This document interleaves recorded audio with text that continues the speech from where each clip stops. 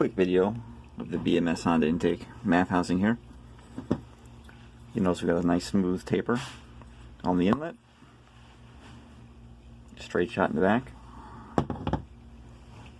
Grab the calipers here.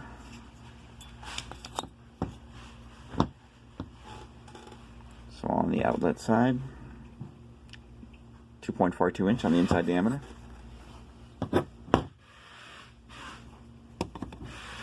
And then, of course, on the inlet, 3.12 on the inside diameter. And then this is our matching filter. And that's obviously a 3.5 inch. We include a nice, good size inverted cone filter here. And of course the CNC bracket that's used to mount that to the factory airbox bottom mounts right over there.